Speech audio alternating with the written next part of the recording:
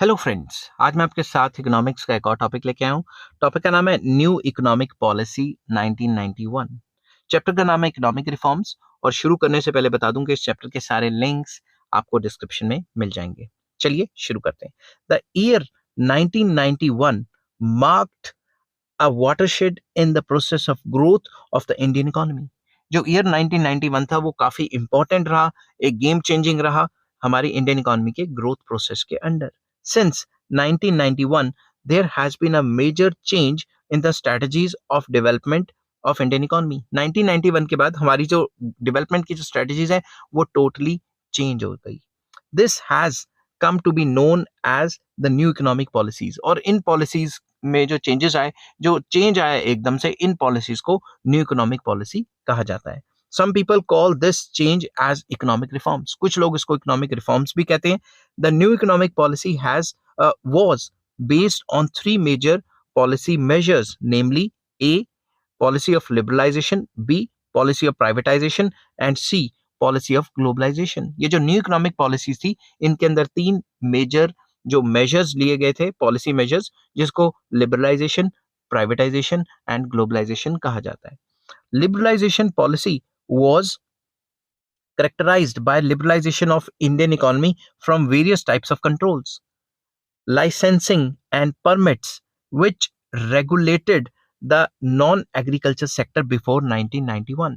Liberalisation policy base थी कि हमें लिबर्टी देनी चाहिए, आज़ादी देनी चाहिए नॉन एग्रीकल्चर सेक्टर मतलब इंडस्ट्रीज को।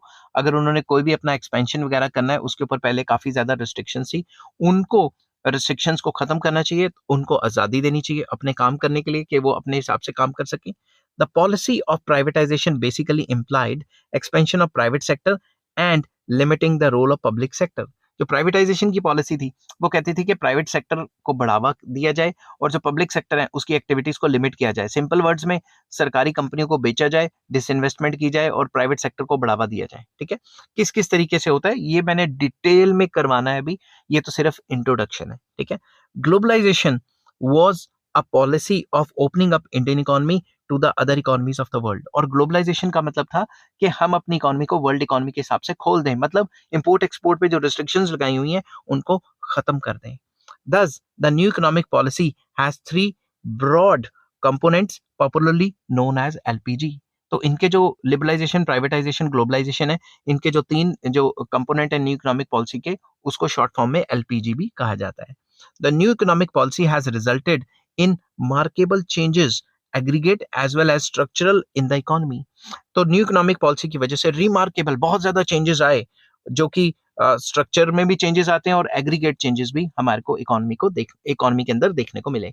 अब ये लिबरलाइजेशन, प्राइवेटाइजेशन, ग्लोबलाइजेशन डिटेल में क्या है और इसका क्या क्या असर पड़ा और क्या क्या डाटा है, और लॉन्ग क्वेश्चन शॉर्ट क्वेश्चन में किस हिसाब से लिखना है, उसके लिए आपको इस वीडियो के लिंक में देखना पड़ेगा। मैंने नंबर वाइज सारे के सारे टॉपिक्स करवाने हैं और इस चैप्टर के सारे लिंक्स आपको डिस्क्रिप्शन में मिल जाएंगे। अगर आपको ये वीडियो पसंद आई हो तो please like, share and subscribe. Take care, bye bye.